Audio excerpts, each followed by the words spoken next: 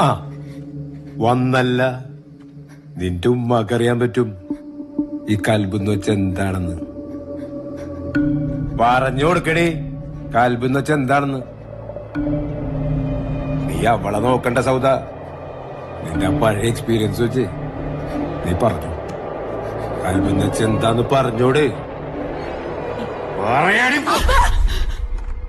ഞാനല്ലേ ചെയ്തത്, എന്നെ അടിക്കപ്പാ. മാറടി. ഞാൻ മാറില്ലപ്പാ. ചെയ്യാത്ത തെറ്റിന് എന്നെ ഉമ്മച്ചി അടിക്കാൻ ഞാൻ സമ്മതിക്കില്ല.